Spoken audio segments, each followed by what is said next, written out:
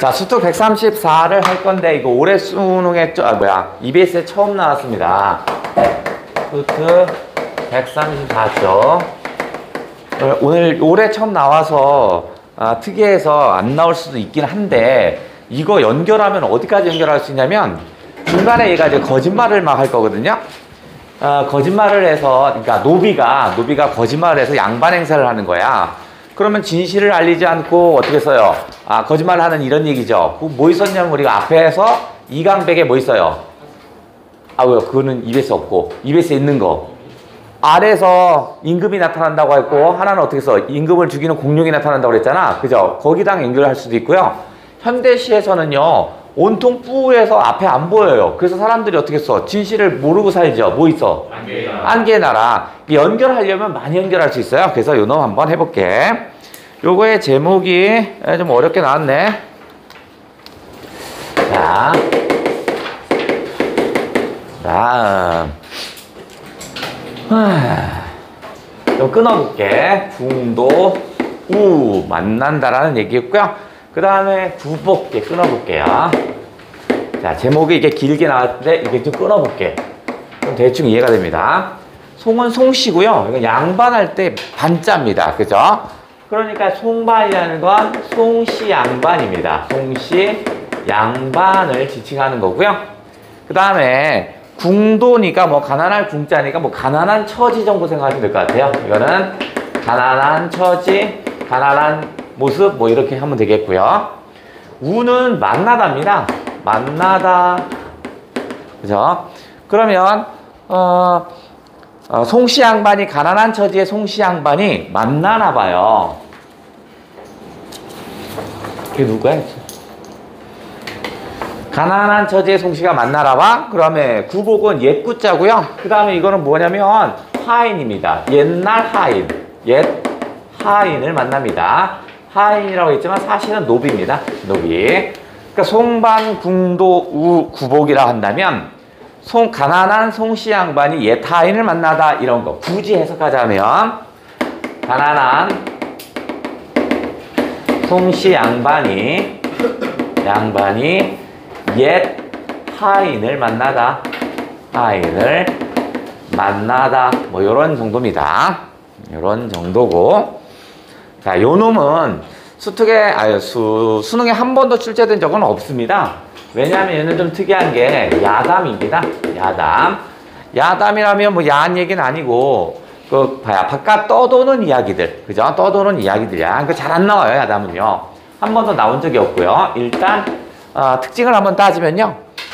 이놈은 서사성을 가졌습니다. 서사성을 갖는다는 건 뭐 시간의 흐름에 따라서 이야기가 전개되기도 하고요. 일종의 갈등이 발생을 해요. 그러면서 어떻게 해서 시간에 따라서 그놈을 해소하는 이런 내용을 서사성이 있다고 얘기합니다. 그러니까 시간에 따라서 갈등이 생기고 시간에 따라서 해소를 하거든요. 서사성이 있다라는 거.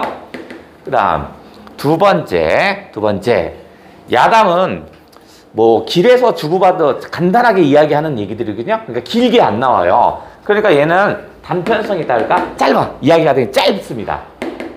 단편성이 있다. 그러니까 뭐 짧은 이야기 정도. 짧은 이야기를 가지고 있다는 면에서 단편성을 가지고 있습니다. 그 다음에 야담은 또 평민들이 얘기하는 거니까 입에서 입으로 전하는 구전성도 가지고 있어요.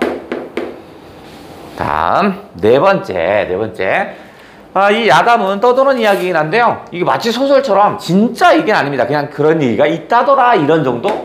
그러니까 이거는 허구성이 있습니다. 소설처럼 이제 허구성을 가지고 있고요. 그 다음에 떠도는 이야기가 떠돌려면 흥미가 있어야 되겠죠? 당연히 흥미성을 가지고 있어요.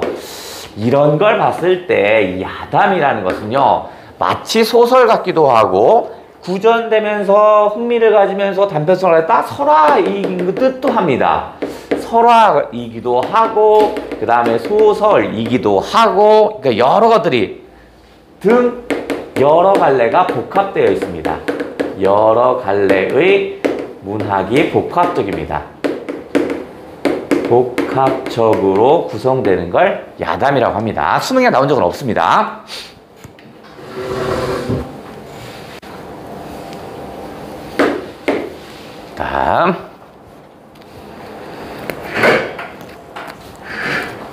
다음은 전체 글 이야기는 추노 이야기 구조입니다.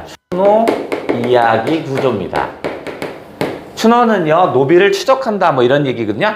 옛날 조선 후기에 양반 사회가 이제 흔들어지면서 몰락한 양반이 생깁니다. 그러니까 그 밑에 있던 양반도 몰락하다 보니까 양반도 먹고 살 게 없는데 노비는 어떻겠니? 더 먹고 살 게 없겠죠. 그래서 노비들이 도망칩니다. 그래서 그 도망친 노비들을 잡으러 다녀요. 그게 이제 추노 이야기인데 얘들은요, 이야기 구조가 좀 공통적인 게 있어요. 큰 뼈대로 하면 양반의 몰락이 합니다. 일단 양반의 몰락 플러스 양반이 몰락하다 보니까 어떻게 써요? 노비도 힘들겠죠? 그러니까 노비의 도망, 노비의 도망으로부터 출발을 합니다. 양반 사회가 몰락하다 보니까 양반도 먹고 살기 힘드니까 그 밑에 있는 노비들을 챙길 수가 없겠지. 그 다음에 근데 노비가 도망갔는데 이 노비가 성공합니다. 성공한 노비, 뭐 장사를 하든 뭘 하든 어떻게든 성공을 해요. 그런데 노비로는 살 수 없으니까 신분을 위장합니다. 노비가 신분을 위장합니다. 그러니까 지금 우리 거의 송반, 궁도, 구복에서는 노비가 도망을 쳐요. 그래서 걔가 뭐가 하냐면 양반 행세를 합니다. 돈을 크게 벌거든요. 그래서 양반 행세를 해요. 자, 그 다음에 그 양반들이 추노를 떠납니다. 양반들이 노비를 잡으러 떠납니다. 추노를 떠납니다. 잡으러 다니는 거야. 잡으러 다닌다고요. 잡으러 다니고요. 그럼 잡으러 다니면 어떻게 써요? 이제 뻔하죠? 잡히냐 마냐 이런 얘기겠지? 그러니까 어떻게 써? 양반과 노비의 대결이 나오죠? 노비의 대결. 이런 구조가 전체 구조입니다. 얘도 똑같이 양반이 몰락해서 노비가 도망갔고요. 그래서 그 노비가 성공할 거야. 그리고서 양반으로 신분을 위장합니다. 그리고 나서 어떻게 써요? 양반들이 추노를 떠난 건 아닙니다. 이건 아니고요. 사실상 우연하게 만납니다. 그 몰락한 양반의 아들을 우연히 만나요. 그래서 뭐 하냐면 미안하다고 얘기를 합니다. 그래서 큰 돈을 줘요. 그 다음에 큰 돈을 줬더니 사촌들이 와갖고 너 돈 어디서 났냐고 물어볼 거 아니냐. 그랬더니 여차여차해서 그 노비가 성공해서 나 줬어 이렇게 얘기합니다. 그랬더니 아니 노비가 양반을 데리고 삼촌이라고 그러니까 돈을 주면서 뭐라면 나를 삼촌이라고 불러라 이렇게 얘기해요. 그 다음에 어떻게 그럴 수 있냐. 이건 삼강오륜이 무너졌다 해서 혼내주러 갑니다. 근데 사실은 어떻게 써? 혼내주러 왔는데 노비가 오히려 더 혼내준다는 얘기가 우리 전체 제시문입니다. 그 다음 하나만 더 이쪽에다 써야겠다. 네 번째 조선 후기 사회상을 좀 살짝 해볼게요. 조선 후기 사회상을 좀 보면 이 소설이 이 야단이 대충 이해가 됩니다. 첫 번째는 신분 질서가 동요되고 있습니다. 신분 질서의 동요. 그래서 노비가 양반 행세를 할 겁니다. 노비가 누구냐면 막동이라는 겁니다. 노비 막동이라는 애가 얘가 뭐 하냐면 양반 행세를 합니다. 양반 행세를 하거든요. 그러니까 우리 소설에선 이거지만 어쨌든 간에 전체적인 것은 신분 질서가 동요되고 있는 게 조선 후기의 큰 특징입니다. 그 다음 조선 후기에는 이제 자본주의적인 것이 슬쩍슬쩍 밀려오면서 이제 돈이 커다란 위치를 차지합니다. 그래서 심지어는 돈으로 족보도 만들기도 하잖아. 그래서 돈의 위력이 이제 커지기 시작합니다. 그 대표적인 게 뭐냐면 막동이가 송생을 노비 막동이 송생은 뭐냐면 망한 송씨 집안의 아들이야. 우연히 만나거든요. 그래서 얘가 뭘 주냐면 큰 돈을 줍니다. 엄청 큰 돈을 줍니다. 미안하다고 얘기하면서 엄청 큰 돈을 주고 앞으로 진실을 말하지 않으면 내가 돈을 더 준다라고 얘기합니다. 그리고 나서 송생은 그 돈을 받고 얘는 노비고 얘는 양반이잖아. 근데 서로 간에 협력을 합니다. 그래서 어떻게 해서 얘가 진실을 말하지 않기로 합니다. 뭐야? 이제 비밀을 유지하게 되겠죠. 그러니까 돈이면 뭐든지 다 되고 있는 사회다.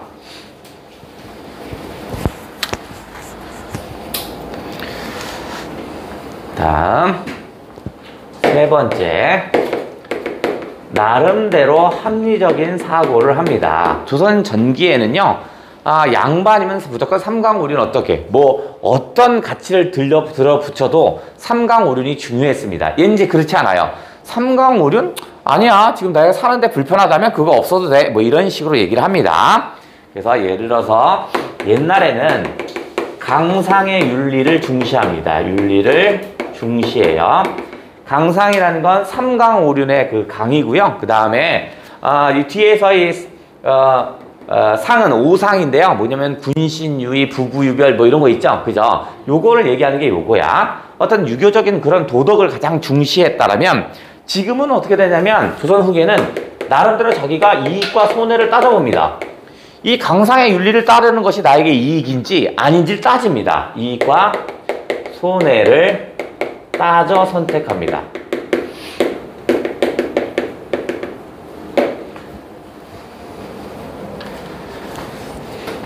그 다음에 중간에 시험에 그 기말고사 들어가는 게 있으면 빨리 알려줘. 그러면 그거를 먼저 최우선으로 먼저 해줄 테니까. 다음, 자, 이제 네 번째 전체 얘기를 해볼게요. 다섯 번째구나. 이제 전체 얘기를 한번 점검을 해볼게요. 자, 송씨가 있고요. 얘는 몰락한 양반이죠. 몰락한 양반이야. 그러니까 몰락한 양반 밑에서 노비가 더 이상 살 수가 없죠. 그래서 어떻게 해서 얘로부터 도망을 칩니다. 도망을 쳐요. 그래서 누구냐면 걔가 뭐냐면 막동입니다. 노비 막동이야. 막동이. 근데 얘가 뭐 이름을 뭐로 바꾸냐면 최승선으로 바꿉니다. 최승선을 바꿔서 양반 행세를 해. 그러니까 막동이가 최승선이야. 자, 근데 얘는 노비인데 자수성가를 합니다. 스스로 자수성가를 하더라. 그래서 엄청난 부를 가집니다. 그래서 최승선으로 이름 바꿔서 부자 행세를 합니다. 근데 부자 행세를 하면서 나름대로 덕을 갖춰요. 사람들이 또 존경까지 해주네. 그러면서 한 40년, 50년을 살아온 거야. 그죠? 일단은. 자, 그런데 우연하게 송씨의 몰락한 양반의 아들이 있습니다. 걔가 뭐냐면 송생이야. 얘가 송씨의 아들인데 우연하게 만납니다. 처음에는 막동이가 송생을 몰라봅니다. 왜냐면 얘가 어렸을 때 바깥으로 나왔으니까 몰라요. 몰라요. 그러다가 가만히 보니까 이게 송씨의 아들인 것 같은 거야. 그래서 막동이가 먼저 송생에게 접근을 합니다. 그러면서 뭐 하냐면 사죄를 합니다. 제가 지난날 주인 어른께서 저를 보살폈는데 제가 이렇게 양반 행세를 해서 죄송합니다 라고 사죄를 해요. 그러면서 뭐 이런 거 큰 돈을 줍니다. 큰 돈을 줘서 이걸 통해서 비밀을 유지시키죠. 무척 큰 돈을 받습니다. 그래서 송생이 찢어지게 가난했는데 갑자기 부자가 됩니다. 그러면 갑자기 부자가 되면 꼭 옆에서 낑기는 놈들이 있죠. 걔가 누구냐면 험피입니다. 험피, 사람 이름입니다. 아이고 코가 간지러. 야, 험피가 있어요. 험피가 이제 물어봅니다. 너 왜 이렇게 어떻게 부자가 됐지? 라고 물어보는 거야. 그러면 처음에는 송생이 안 알려주려고 합니다. 왜냐면 비밀 유지하기로 했으니까. 근데 험피가 송생한테 아니 나는 사촌지간인데, 얘는 사촌 동생입니다. 사촌 동생한테 얘기 안 하니까 너 서운하다. 나를 좀 등한시하는 거 아니냐? 뭐 이렇게 얘기를 합니다. 그랬더니 너만 알아? 뭐 이런 식으로 얘기하는 거 꼭 진실이 비밀이 새나가죠. 너만 알아 하면서 이제 부자가 된 이유를 설명합니다. 부자가 된 이유를 설명해요. 그랬더니 험피가 개 난리를 칩니다. 아니 막동이는 어떻게 했냐면 큰 돈을 주면서 나이가 막동이가 훨씬 많잖아. 그러니까 동네 사람들한테 뭐라고 하냐면 아유 우리 조카 녀석이에요 하면서 이렇게 알려줍니다. 그때 송생은 어떻게 해서 큰 돈을 받고 비밀 유지하기로 했으니까 아저씨 숙부님 이렇게 얘기하고 지나갔거든요. 얘가 듣기로는 양반인데 아니 노비 녀석이 양반한테 자신을 더 높여서 숙부라고 부르다니 말이 되냐고 해서 난리를 칩니다. 그래서 얘는 뭐 하냐면 이 강상의 도리가 떨어졌다고 생각하는 거야. 강상의 도리가 실종했다라고 생각합니다. 그래서 내가 이놈의 새끼를 내가 한번 혼 좀 내줘야겠다 해서 신분질서를 바로잡겠다고 합니다. 신분질서를 바로잡고자.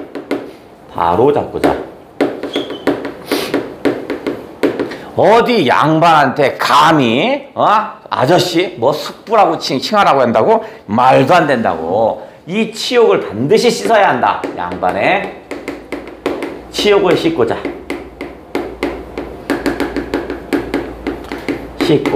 합니다.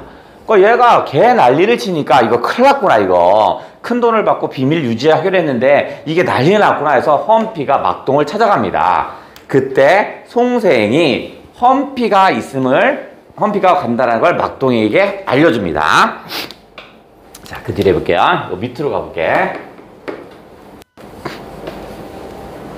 자, 그랬더니 막동이는요, 험피가 온다고 하니까 이제 어떻게 하냐면 마을 사람들을 먼저 구워 삶습니다. 그래서 험피가 정신병자라고 먼저 소문을 내요. 정신병자가 올 거고, 그 다음에 내가 어린 시절에 침수를 좀 배웠다. 그래서 내가 좀 낫게 할 거다. 뭐 이런 얘기를 합니다.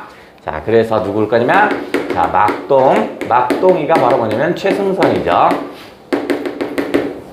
자, 얘하고 험피가 이제 갈등을 하겠죠. 추노 이야기에서 보시면 어떻게 써? 양반이 추노하러 간다고 그랬죠? 얘는 그냥 우연히 찾아가긴 한 겁니다. 자, 그래서 딱 찾아오는 순간 이 험피는 마을 사람을 보자마자 다 뭐라고 해요? 마을 사람들에게 야, 저놈 막동이는 우리의 노비였어. 막 얘기를 합니다. 얘가 얘들한테 진실을 얘기했는데 이미 최승선은 마을 사람들에게 벌써 구워 삶았어요. 뭐라고 구워 삶 거냐면 광인이 올 거다. 미치는 올 거다. 광인이 온다라고 미리 얘기해요. 왜냐면 최승선은 마을 사람들에게 이미 부자이기도 하고 존경을 받기도 했다고 그랬죠. 그러니까 막동이가 그런 얘기를 하니까 정말 그래요? 하면서 이 마을 사람들이 집 밖에 나오지 않아요. 왜냐면 그 미친 광인이 와서 마을을 어지럽게 할 테니까 빨리 피하세요. 이렇게 얘기해서 얘들이 말을 듣고 잘 안 나와요. 만나는 사람마다 진실을 얘기하지만 얘는 노비다라고 하지만 다 믿지 않습니다. 아무도 믿지 않아요. 그리고 나서 이제 막동이가 이제 험피와 1대1로 만나게 되겠죠. 이제 잡아드리겠죠. 그래서 뭐 할 거냐면 큰 침, 그죠? 말은 침수를 배웠다고 하는데 사실은 고문도구입니다. 큰 침으로 회유하기도 하고 협박하기도 합니다. 자, 어떻게 회유했냐면 내가 스스로 사죄를 했고 그에 대한 보상도 했는데 이렇게까지 나올 필요는 없지 않냐라고 해요. 그때는 험피가 아니 강상의 도리가 있지 어디 노비 새끼가 막 얘기합니다. 그랬더니 그러면 내가 당신을 치료를 해줘야겠다 해서 큰 침을 갖고 옵니다. 그래서 큰 침을 갖고 와서 이거 막 찌르기 시작합니다. 막 찔러요. 그랬더니 어떻게 해서 험피가 아파하겠죠? 그래서 살려달라고 합니다. 나는 지금 사람들이 나는 침수를 하는 사람으로 알고 있다. 그래서 내가 찔러서 당신을 죽여도 전혀 이상하지 않대. 왜냐면 치료하다 죽었으니까. 그러니까 어떻게 할래? 라고 해요. 그랬더니 이제 험피가 이제 항복을 하겠지. 자, 그런데 이쪽에다 쓸까? 여기다 쓸게요. 연결해 볼게요. 막동이가 최승선이고 험피가 있는데 회유와 협박을 했다는데 뒷이야기가 조금 좀 거시기한데 막 찔렀더니 이제 아픈 거야. 그래서 살려달라고 하면서 험피가 계산을 합니다. 얘가 뭐라고 했냐면 내가 큰 돈을 줄 테니까 비밀을 유지한다면 내가 큰 돈을 주고 너 살려줄게. 하지만 네가 자꾸 이런 식으로 나온다면 이 큰 찜으로 찔러서 죽일 거다 라고 얘기해요. 계산을 해보니까 어떻게 써? 협조하는 게 낫다고 판단을 합니다. 그래서 얘가 그러면 당신의 말을 따르겠습니다 합니다. 근데 얘가 겉으로는 뭐라고 하냐면 인정에 감동했다. 그렇게 따뜻한 마음을 가져주신다니 제가 당신을 안 따를 수가 없지요 라고 얘기합니다. 그래서 막동이가 그럼 당신에게 뭘 줘? 큰 돈을 줍니다. 그와 더불어 큰 돈을 받았으니까 어떻게 써? 비밀 유지를 한다라는 얘기가 전체 얘기입니다.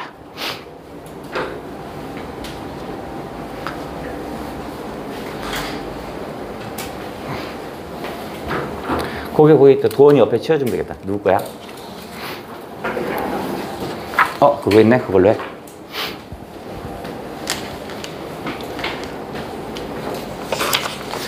됐어. 다 체크? 자, 그럼 프린트 한번 살짝 볼게요.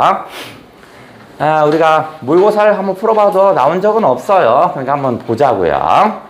앞부분의 줄거리 볼게요. 송씨 집안에서 도망친 하인 막동이 등장했죠. 최씨 집안의 행세를 벌였습니다. 최씨 누구였냐면 최승선의 모습으로 살아갑니다. 행세를 하여 돈을 모아 큰 부자가 됩니다. 고성의 강원도 고성입니다. 인정 많은 부자 최승선은 그 마을 사람들로부터 인정을 받아요. 30년간 지내던 막동이는 옛 주인의 아들 송생을 만납니다. 그러면 송생을 만나는 게 신분 위장한 게 탄로날 위기겠죠?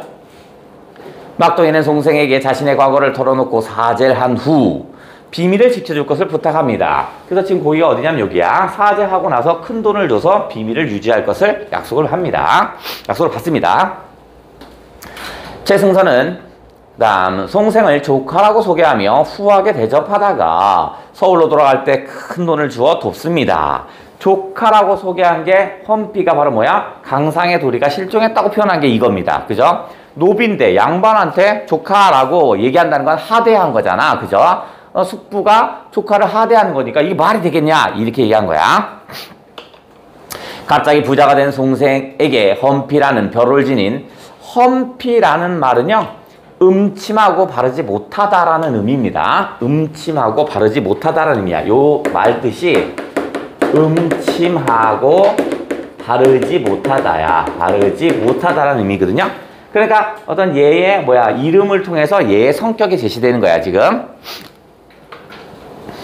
벼로를 가진 사촌 동생이 찾아와 부자가 된 연유를 묻습니다. 험피가 말하기를 진정으로 털어놓지 아니하니 어찌 박대 아니랴. 당신이 나한테 얘기하지 않는 건 나를 박대하는 거예요. 나 싫어하죠? 이런 얘기입니다. 재물을 얻은 연유를 종시 끝까지 바로 이야기하지 않습니까? 왜 얘기하지 않아요? 송생이 가로되 내가 나의 재물 얻은 것을 알지 못하여 원한이 된다니, 네가 원한이 된다니, 나를 원망한다니, 이런 정도겠다. 내가 실로 말할게. 내가 부자가 된 이유를 내가 말하지 않아서 네가 원망하고 있다니 내가 얘기는 해줄게 하고 인하여 그 실상을 자세히 말했더니 험비 대로하여 크게 화났군요. 가로되 형장은요 나이가 비슷한 사람을 높이는 말입니다. 그대가 님께서 이런 정도, 그죠? 아니 송생이 수치를 무릅쓰고 도망친 종놈의 후한 뇌물을 받고 형이라고 부르고 호숙 아저씨라고 부르는 거야. 호숙하여 강상을 어지럽혔으니, 강상인 삼강과 그 다음에 오륜을 얘기하는 겁니다. 어찌 대단한 수욕이 아니겠소. 양반이 노비에게 존칭을 했죠. 존칭을 하게 만들었죠. 그러니까 강상의 도리가 떨어졌다고 생각하는 겁니다. 그 수치와 모욕을 갚아주겠다는 얘기야. 내 마땅히 바로 고성으로 가서 이 종놈의 폐악한 죄상을 드러내어 하나는 형장에 님께서의 당한 수치를 씻고 하나는 풍속의 기강을 붙들 겁니다. 송생이 당한 치욕을 씻어드리고 그 다음에 어떻게 했어요? 이 강상의 도리, 즉 신분을 바로 잡을 거야, 이렇게 얘기했다고요. 하고 말을 마치니 신을 들쳐매고 바로 동문으로 바깥으로 나가거늘 송생이 대경하여 급히 걸음 잘 걷는 자, 등장인물입니다. 걸음 잘 걷는 자가 등장인물이야, 동그라미. 돈을 줘 최승선에게 이 사연을 편지하고 또 실연한 허물을 자세히 했습니다. 즉 내가 비밀을 유지하지 못하고 발설했어요 하고서 먼저 알려준 거야. 걸자는 그지요. 그가 이거죠. 그는 누구겠어? 그 위쪽에 있는 걸음 잘 걷는 자죠. 걸음 잘 걷는 자. 걸음 잘 걷는 자가 배도한다라는 건 두 배로 빨리 걸어. 그러니까 두 배로 빨리 걸어. 이런 정도. 그러니까 이틀 갈 것을 하루 만에 간 거야. 배도하여 고성에 이른즉 승선이 바야흐로 친구로 더불어 바둑을 두더니 바둑 두고 있었구나.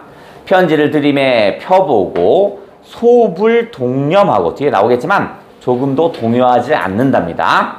조금도 동요하지 않았어. 그래서 아주 편안하게 받아들였어. 하고 대소하여 이로되 일어나 가로되 문득 내가 소년 시절에 배운 재주를 니웃도다. 뭐 써먹을 수 있겠구나. 뭐 이런 정도? 니웃도다. 써먹을 수 있겠구나. 이제부터 이제 거짓말이 나오는 겁니다. 왜냐면 거기서 막 되게 놀라고 하면 마을 사람들이 의심할 거 아니야. 그러니까 되게 태평하게 이제 거짓말을 하는 겁니다. 내가 어렸을 때 배운 기술이 있는데 이거 한번 써먹어야겠는데? 그 다음 뭐 있지? 모든 사람이 그 말을 그럼 네가 배운 게 뭐니? 이거죠. 그 말은 너가 배운 게 뭐냐? 이거겠죠.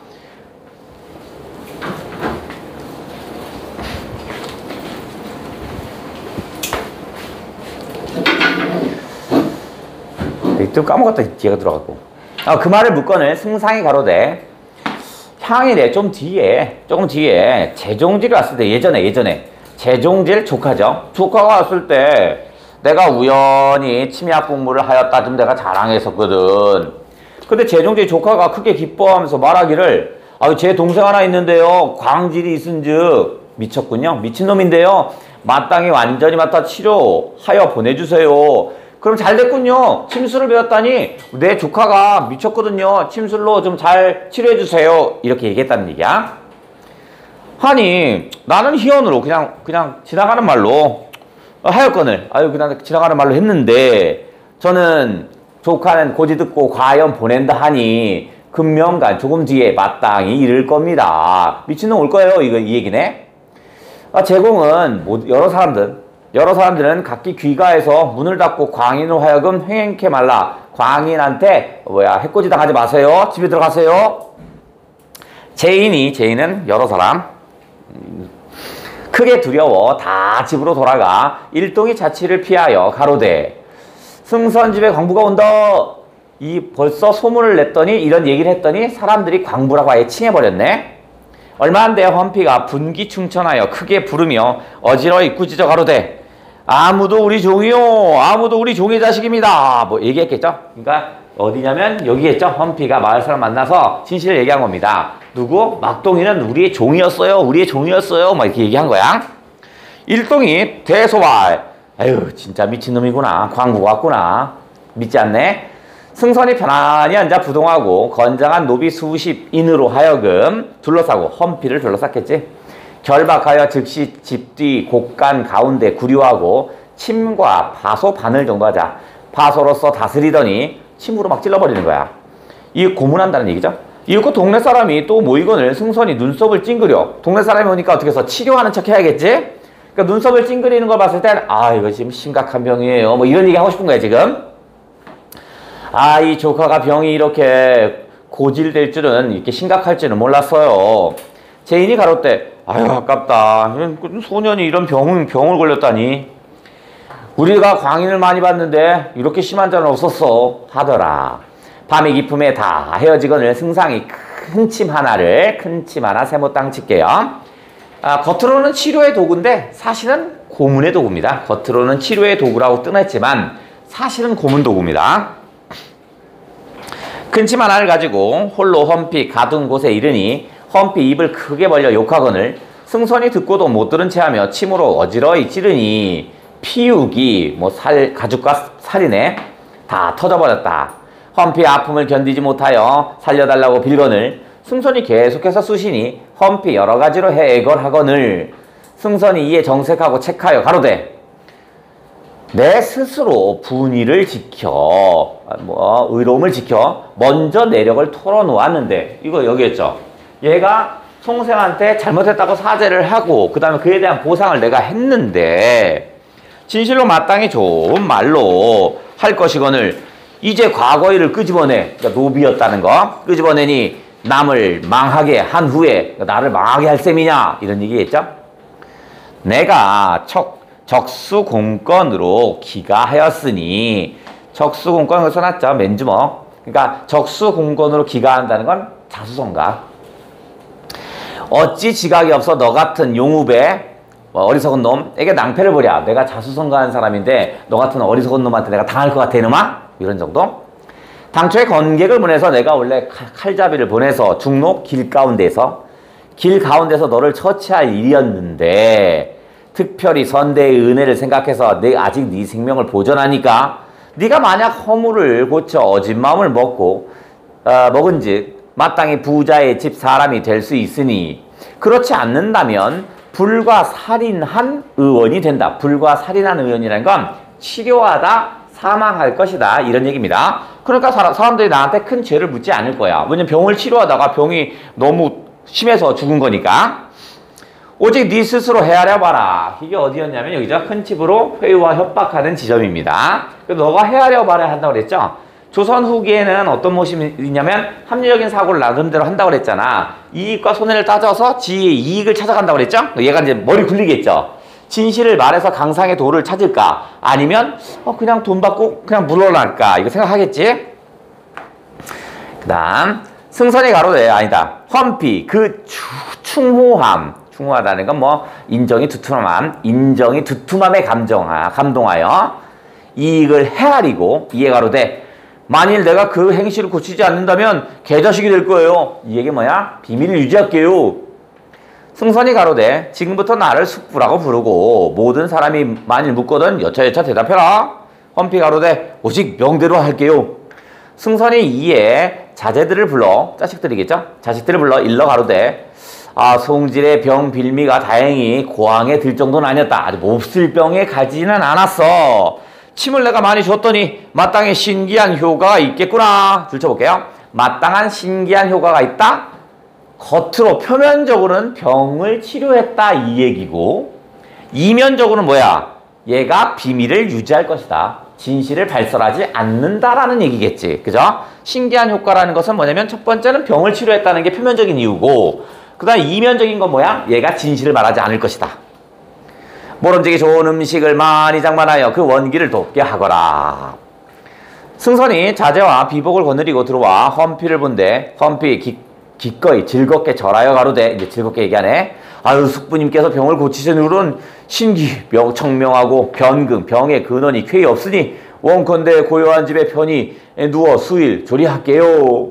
승선이 울어 가로되 하늘이 송씨의 향화를 끊지 않았구나. 이거 뭐냐면 송씨 향화니까 향불 켜지 않게 해줬대요. 죽지 않게 살려줬습니다. 뭐 이런 얘기네. 연기하는 거죠.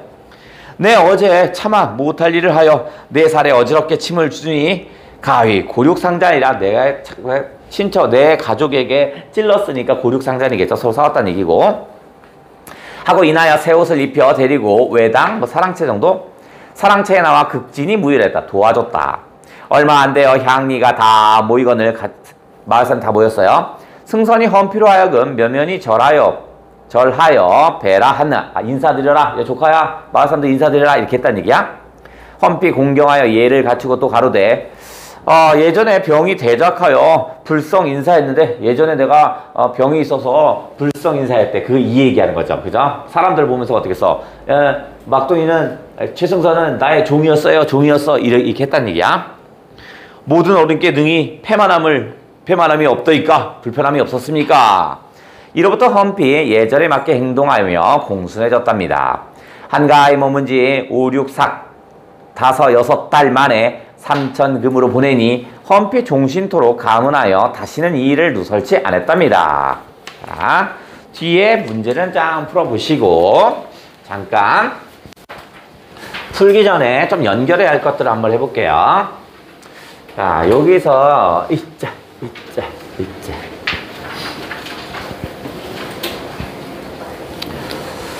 자, 어디랑 같이 좀 연결할 수 있을 것 같으면 아까 했지만 진실을 밝히고자 했으나 어떤 권력이라든가 그 다음에 또는 권력 또는 뭘까? 어떤 조직에 압도됩니다. 조직에 의해 억압되는 것이 우리 EBS에 좀 나와 있어요. 올해 거에. 진실을 밝히려는데 진실을 알리지 못하게 하는 놈이 있겠군요. 요거 우리 뭐 했어요? 요거 뭐 있었죠? 요게 뭐 있었어? 서정인 거에도 있었죠. 서정인 거에서는 권력과 조직에 의해서 억압되는 게 모두 나왔어요. 나 아파요. 귀에서 소리 나요. 나 유배사네 뭐지? 후송 갈래요. 하잖아. 근데 어떻게 써요? 야, 식장, 막, 그냥 해. 막 얘기하잖아. 이게 뭐야? 이게 후송이었죠. 여기와 연결될 수 있다고 그랬죠. 그러면서 어제 영상 올라갔다. 그러면서 서정인의 후송과 이건 EBS에서 나왔고, 요거에 딸려서 다시 알아봐야 할 게 뭐라고 그랬어요? 요거에 딸려서 이청준 것도 좀 알아달라고 그랬죠. 그죠? 얘는 뭐야? 신문판은 내죠. 무슨 일보요, 무슨 일보요, 무슨 일보요. 이게 9개를 쭉 나열합니다. 근데 중간에 하나가 없어서 얘가 어떻게 해서 신문팔이를 안 한다고 그랬지. 너 신문팔이 언제 다시 할래? 그건 민국일보가 다시 복간되면요. 이거 뭐였어? 그렇죠. 건방진 신문팔이. 요것도 같이 봐줘야 되고요. 건방진 신문팔이. 서정인의 후송은 EBS에서 나온 거고 그 EBS에 같이 알아둬야 할 것은 이청준의 건방진 신문팔이었어요. 이거 같이 알아달라고 그랬고, 자, 그 다음에 이강백 거에서도 또 있었어요. 이강백에서 뭐 있어? 뭐 하나 나왔다고 했지? R이 있었다고 그랬죠. 자, R이라는 거 자체가 뭐겠어요? 이걸로 통해서 어떻게 써요? 통치 수단이 되는 거죠. 그죠? 그 공포감을 조상해서 했던 거. 이 R이 나오면 같이 연결해야 할 작품은 또 뭐야? 뭐라고요? 안개의 나라. 좋아요. 그러면 그게 누구 거야? 김광규의 안개의 나라. 진실이 알려지지 않은 그런 모습이니까 안개의 나라도 같이 알아두셔야 되고요. 그러면 오케이. 그러면 요 이강백개 나왔으니까 요거와 비슷한 다시 유사는 요거의 유사가 바로 우리 책에 있는 뭐야? 이강백의 파수꾼이 오는 거죠. 파수꾼이야. 그러면 다시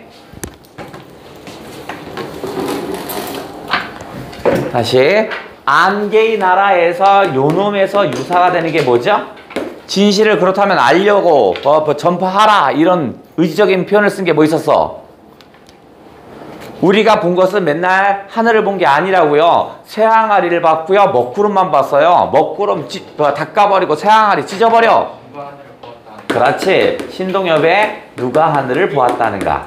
누가 하늘을 보았다 하는가. 여기까지 또 연결시킬 수 있죠.